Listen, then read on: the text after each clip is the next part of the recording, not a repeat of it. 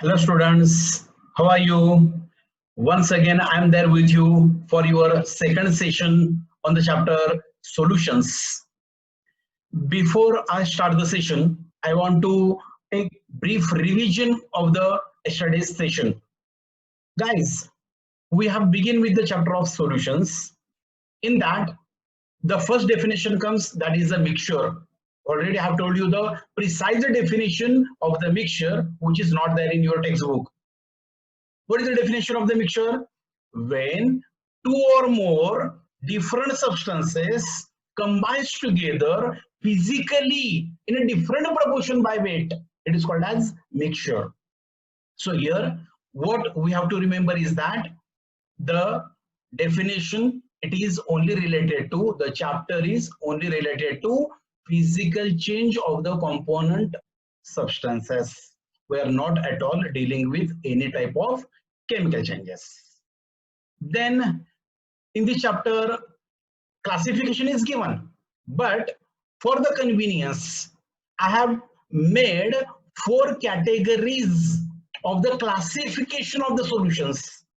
Which are those one? First one, it is the general classification of the solutions. Second one, classification depending on the particle size. Which is the third one?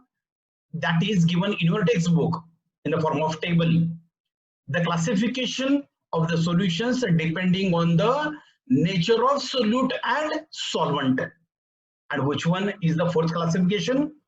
The classification of the solutions depending on the number of solute and solvent substances present in the solution, which makes the solution as the binary, ternary or quaternary solutions.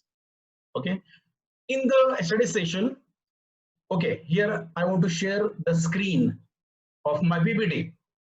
Yes, this one is the PPT.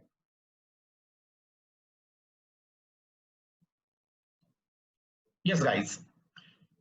Yesterday we have seen this one. We have begin with the classification of the solutions. First classification, it is the general classification. In that we have seen the 12 important definitions or the terminologies that you should know. Which one are those one? Solute, solvent, solution, solvation, aqueous or hydration, dilute solution, concentrated solution, unsaturated solution, saturated solution, supersaturated solution, aqueous solution, non-aqueous solution. Guys, remember, I have made the classifications of the solution in 4 categories. Here I want to trace that you see this type of classifications of the solution in my session only. Yes. So here we move for the second type of classification. Yes. Classification depending on the particle size. Which are those one? True solution, colloidal solution, suspension, and coarse mixture. We'll see in detail in the third slide. We are at the third slide in the study session. Okay, this is the third classification. Classification depending on states of solute and solvent, which is given your textbook, and you are related to actual this table. And the fourth one, classification depending on number of solute and solvent substances. We will quickly move for our study slide. That is the third slide. Okay. On your screen, you might be seeing the 3 beakers are there. One is containing camphor solution. Second is containing milk. The third is containing muddy water. Okay, I have taken these 3 examples. And I have made, again, bifurcated these solutions in this manner only. True solution, which one is this one? Camphor solution, it is example of true solution. Colloidal solution, it is example of, the example of colloidal solution is the milk one, or you can take any other example, soap solution, blood, no problem.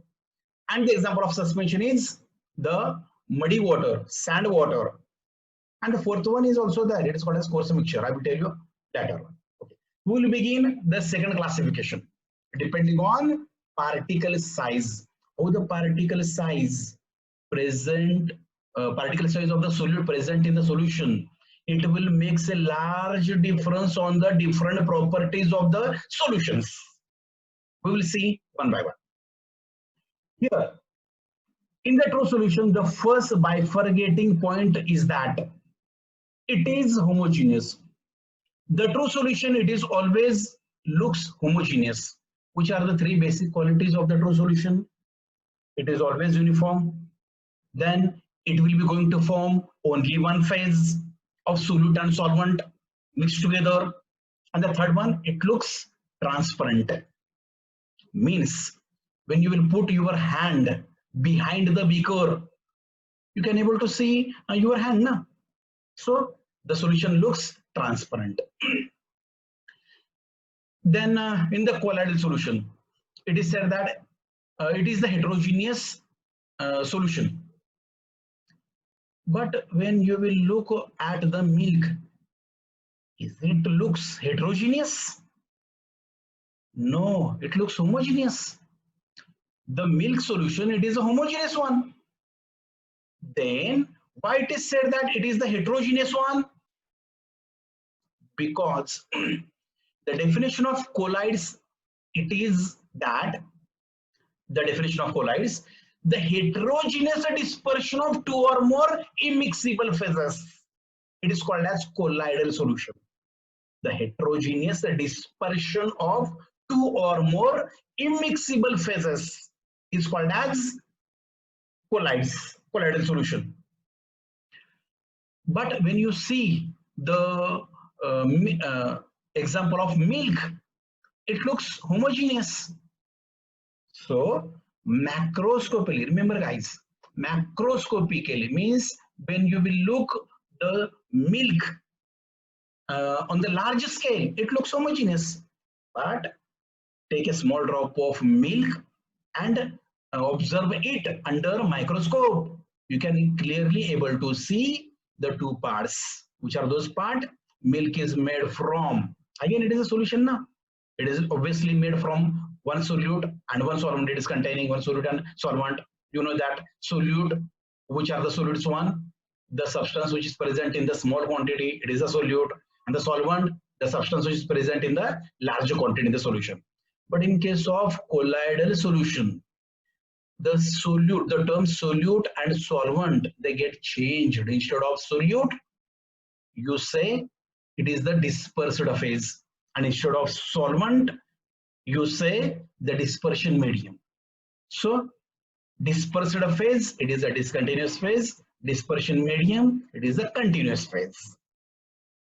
So dispersed phase, it is a dispersed in dispersion medium. It will be going to form the colloidal solution. So when you will look a drop of milk under microscope, you can clearly able to see the two phases. Macroscopically, it will looks one phase. Macroscopically, and microscopically, you will see two phases: dispersed phase and dispersion medium. And milk is made from liquid fat dispersed in water. That will be going to form milk. So the liquid fat, it is the dispersed phase, solute. And the water, it is the dispersion medium, solvent. That will mix colloidal solution of milk. Got it? So you can remember that macroscopically, on the larger scale, it is homogeneous one. But microscopically, we comes to the definition of colloidal solution, and it is the heterogeneous dispersion of two or more immiscible phases. What is said in the suspension? It is heterogeneous. Obviously, take muddy water, shake it very well, and keep it on the table. You will see the clear-cut bifurcation of solute and solvent. So it is obviously heterogeneous one. Now let us move for the second bifurcating point. It is given that the particles are ions or molecules in case of true solutions. Now this is the example of true solution, KMnO4 solution, which I have taken here. Here your solute is KMnO4 and the solvent is water, which will make KMnO4 solution, the true solution. Now here the particles are ions or molecule, it is said that. Where you look the ions, in this solution.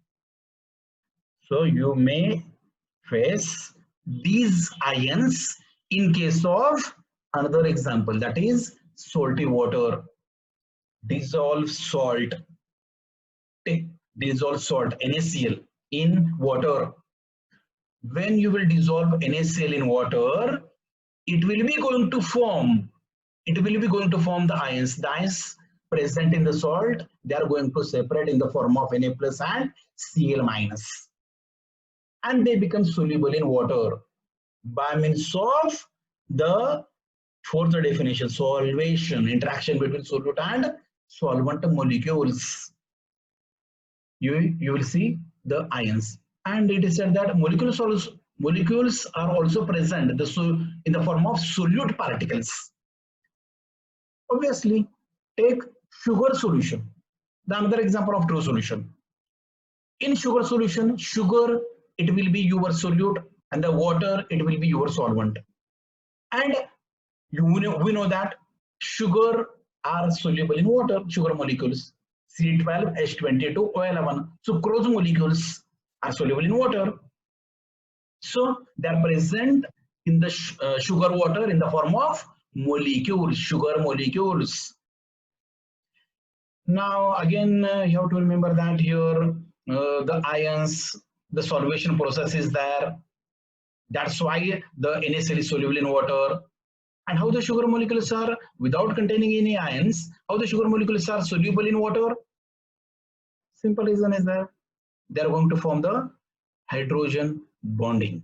That's why they are soluble in water. Remember that. Like dissolves like. You have to remember that. Like dissolves like means polar solutes are soluble in polar solvents, non-polar solutes are soluble in non-polar solvents. For example, which are the polar one? NaCl, sugar, any type of crystalline salts. These are the polar substances, solid particles, soluble in water, and water is also containing H plus and OH minus. So like dissolves like Na plus Cl minus, H plus OH minus. Then apart from the aqueous solution, yes, naphthalene is soluble in benzene. Naphthalene is non-polar, and the benzene is also non-polar. So salts are soluble in water, and naphthalene is soluble in benzene. Salts, polar one, polar in nature. Water, it is also having the polar nature. So like dissolves like. Polar substances are soluble in polar solvents. Non-polar substances, naphthalene, like naphthalene, they are soluble in non-polar solvents. Benzene. Remember that. The salt, NaCl, it is not going to soluble in benzene, and vice versa. Naphthalenes are not soluble in water. No? So you have to remember like dissolves like, don't forget. Then in the second point, what is said, the particles are either single macromolecules or aggregate of molecules. Here in case of colloidal solution, the solute particles or the dispersed phase particles are always present in the form of large single macromolecules. Macro means large bulk molecules, or they are present in the form of aggregate of molecules. It's liquid fat, na? So they are present in the bulky form, bulk molecules, aggregate of molecules, and they are also present in the form of atoms in some solutions. Then what is said in the suspension?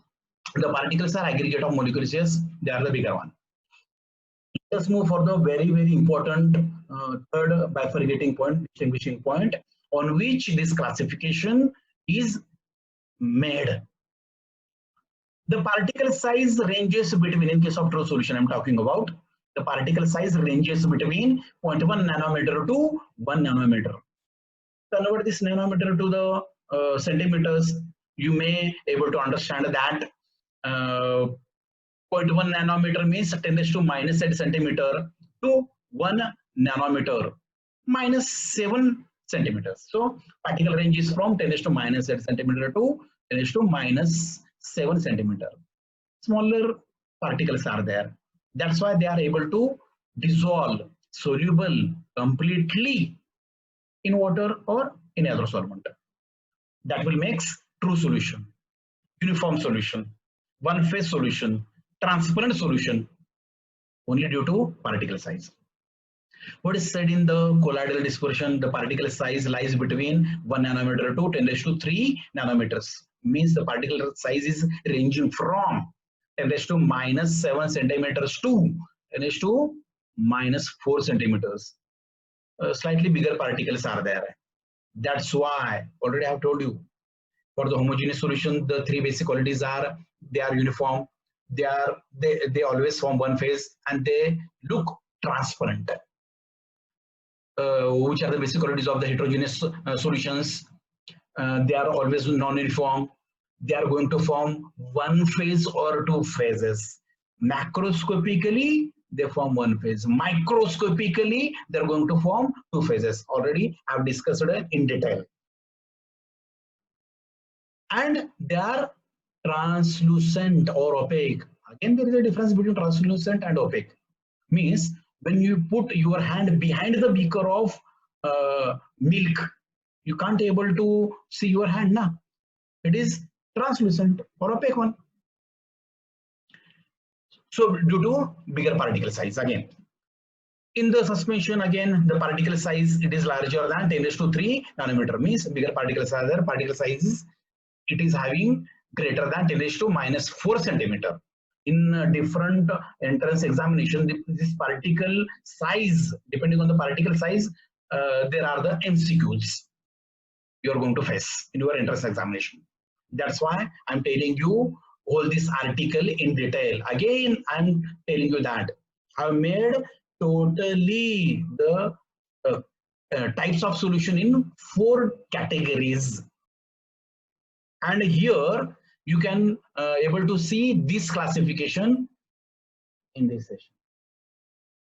Watch any YouTube video or any website. Okay, no problem. We are seeing in detail what I want to tell you that. The fourth point, distinguishing point, is that particles do not settle. Simply take the K-Minoffer solution, your example of true solution, or take the salt water, the second example of true solution, or copper sulfate solution, take copper sulfate solution, the third example of true solution, or sugar solution. When you will dissolve, when you dissolve K-Minoffer in water and keep that solution for 1 or 2 or 3 days, after 3 days, you can't see that the K-Minoffer particles have settled at the bottom. This will not be going to happen now, because their particle size is the smaller one, and they become stable with the solvent molecules. So they are not going to settle at the bottom after 3 or 4 days, or you can say that after a long period, for the long period. But in case of colloidal solution, the particles do not settle again. Okay, it is said that. Yes, although it is the heterogeneous dispersion of dispersed surface and dispersion medium, again the particles are not going to settle at the bottom. No problem. Here, they are not going to settle down.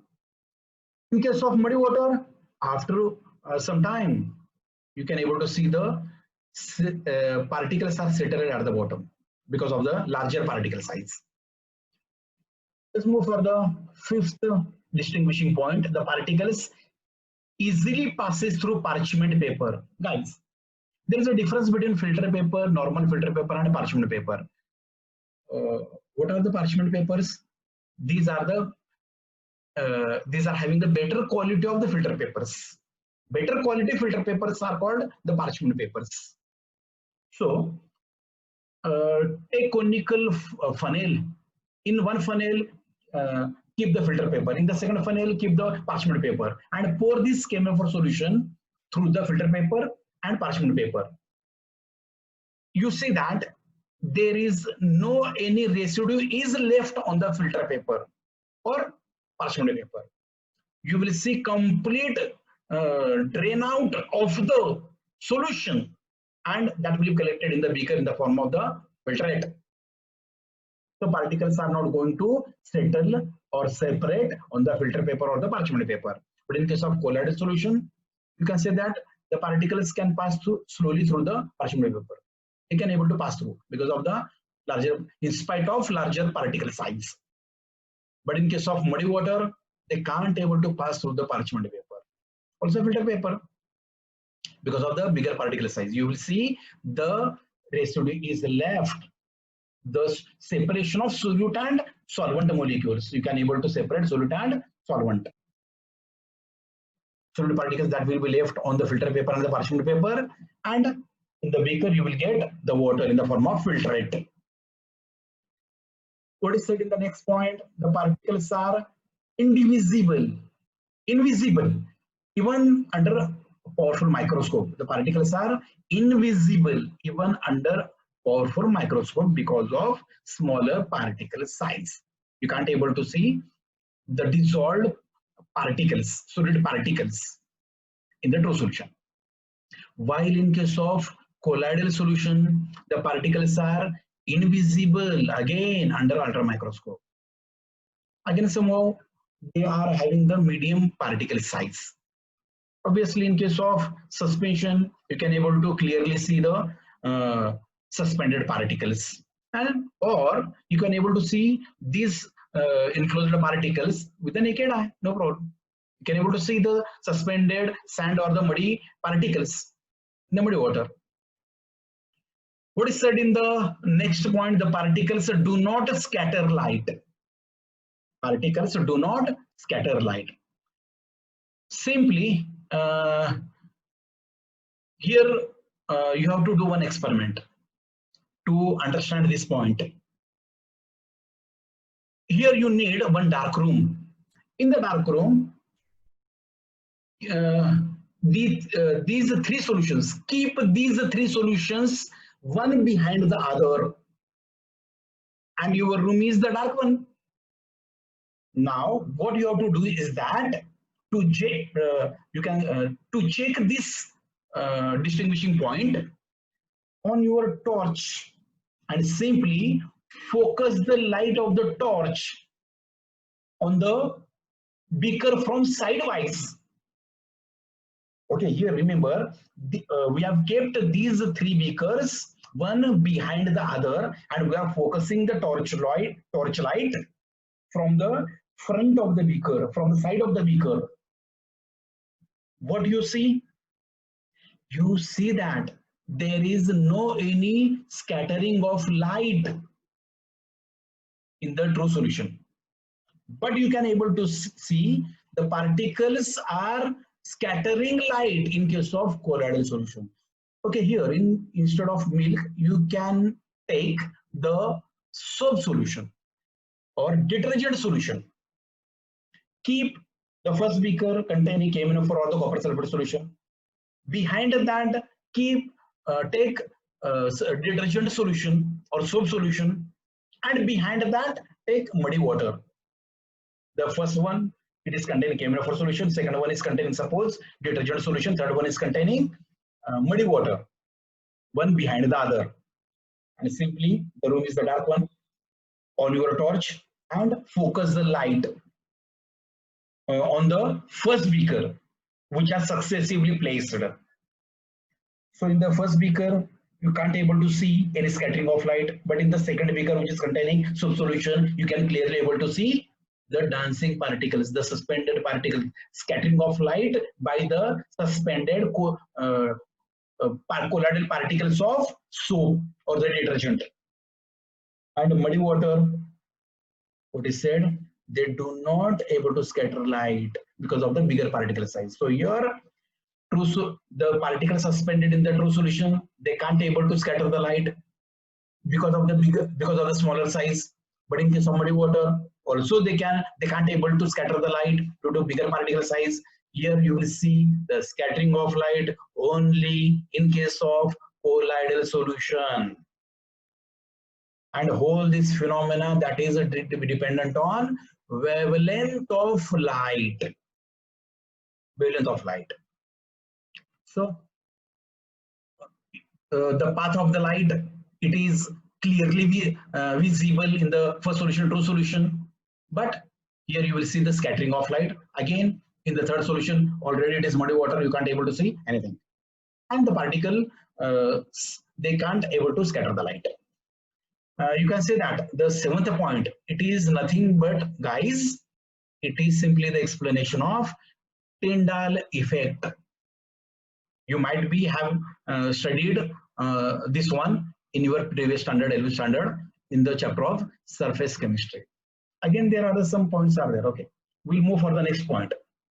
It does not show electrophoresis, Brownian movement, etc. You might be aware about the terms electrophoresis and Brownian movement. Again, in the same chapter, standard surface chemistry. What is meant by electrophoresis?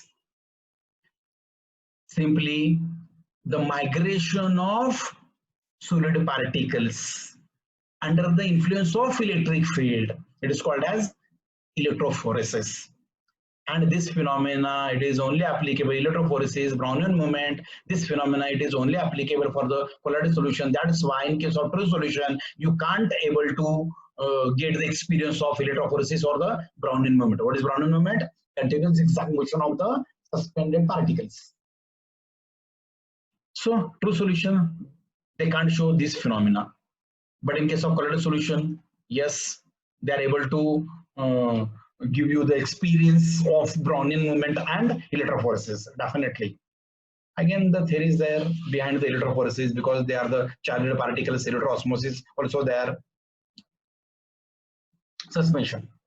It does not show any properties of electrophoresis or Brownian movement. Yes, because of the larger particle size, they can't able to show. So guys, this is everything about the second classification of the solutions. You know that I have the habit of simply digging the information regarding the concept.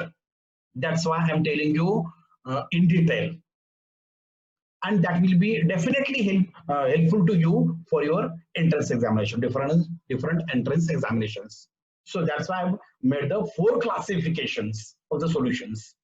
And this classification you will find again in my session only.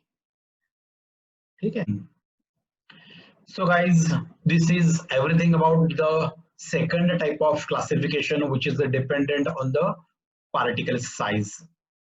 Let us move for the third type of classification, which is given in your textbook. Let us see.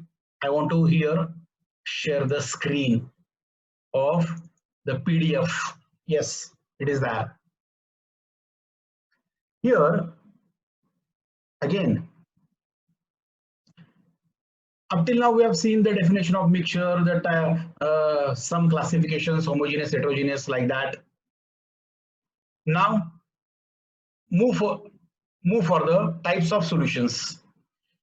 Remember guys, don't forget, whatever may be the classification that I have told in my session, that will be the overall classification of the solution. And already I have told you that the chapter is only related to true solutions. And the classification of true solutions, that is given in your textbook. Here it is the one. Here it is said that, okay, here, depending on the states of solute and solvent, this is your third type of classification overall. Remember guys, types of solution, here it is given in the form of the chart. It is applicable only for true solutions. And it is dependent on the states of solute and solvent. Let us see one by one. If the state of solute is solid and the state of solvent is liquid, that will be going to form one solution. And the examples are given here, like seawater, benzoic acid in benzene. Here seawater, it is the example of true solution, which is containing your solute. It is present in the form of the solid, and the solvent is present in the form of the liquid. Which is your solute now? In case of seawater, all the dissolved salts, they are present in the solid form now, and they are dissolved in liquid water. Here you have to remember that whatever may be the state of the solvent is there, that will be going to form the state of solution. So the state of solution is also liquid one because the state of solvent is liquid na. So again, benzoic acid, it is the solid one, which is dissolved in benzene. So here is the example of polar dissolves in polar solvent, polar substances are soluble in polar solvent, and this is the example of non-polar substance, solid benzoic acid. It is a non-polar in nature. It is soluble in benzene, which is again non-polar in nature, like it dissolves like. When the solute is solid one and also the solvent is also solid one, they are going to form again rho solution. Now tell me that how it is possible that solids are soluble in solid? Physically it is not now. So to make that a solution, you have to first dissolve. You have to get the liquid form of that solid. Mix both the solute and solvent in the liquid state with each other, and they are going to form the solid solution. Examples are metal alloys such as brass, bronze. We know 1 rupee coin, 2 rupee coin, 5 rupee coin. It is containing bronze, which is having the components of tin. It is present in 10%. Lead, it is present in 10%, and it is having 80% copper. And both one are the solid one. Whether it may be tin, it may be lead, they are present in the smaller quantity, they become the solute, and they are soluble in large 80% copper, which are again in the solid state, and you are going to get the solid form of the solution. Let us move for the third example. If the solute, it is solid, and the solvent, it exists in the gaseous state, which is the example here it is given, iodine in air. Yes, iodine exists in the solid form, it becomes soluble in air. Next one, liquid solution, liquid solution. Here we are going to see some concept is there regarding the vapor pressure. We are going to see later. When the solid is liquid and the solvent is liquid, it is going to form the gasoline, petrol, because petrol it is having the mixing of propane and butane fraction, or ethanol in water. Ethanol exists in the liquid form and water is also exists in liquid form. And ethanol, it is soluble in water. It is going to form your liquid solution. You will get the physical state of the solution in the liquid form because the solvent is, it is in the liquid form. Next one, when the solute is liquid and the solvent is solid, which are the examples? Amalgams of mercury with metals as mercury, it is given mercury in silver. Mercury, you know that although it is a metal, exists in the liquid state, and your solvent is the silver one. Here, the next example is, if the solute is liquid and the solvent is gas.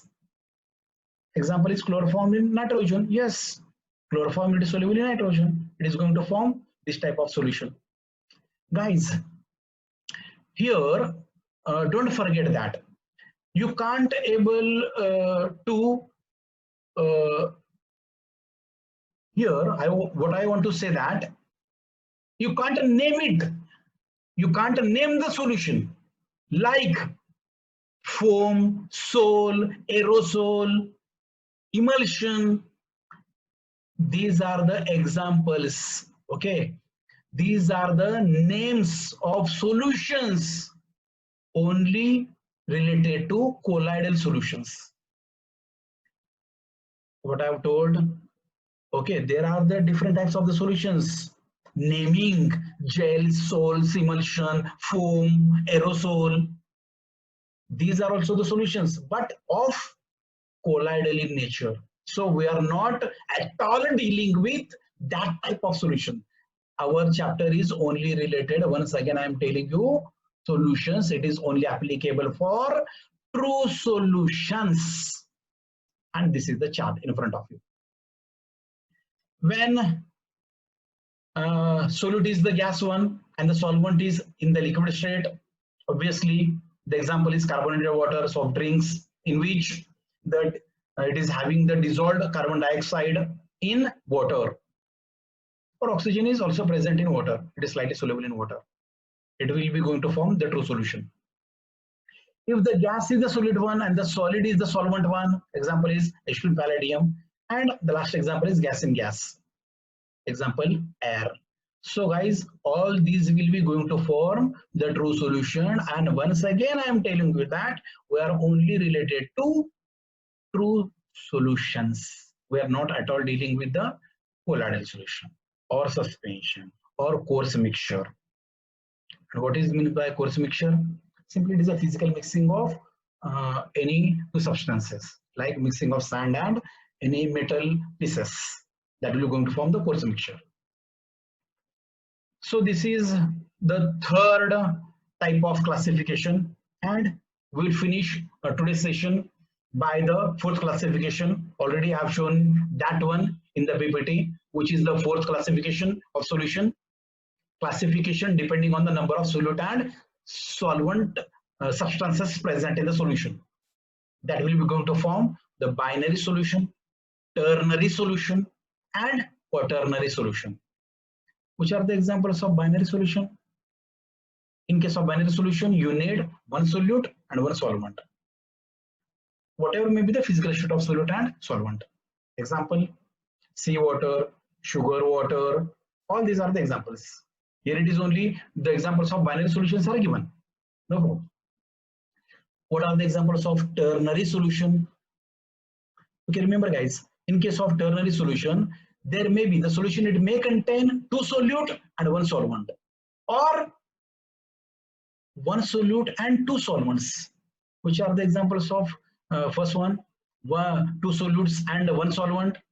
You may able to dissolve salt and sugar, two solutes, in water. It will be going to form the ternary solution. That is example.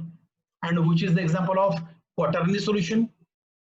Means three solutes, one solvent, two solute, two solvents, one solute, three solvents. Simply take the same example. Take water and add to it salt, first solute, sugar, second solute, and urea or the glucose, the third solute.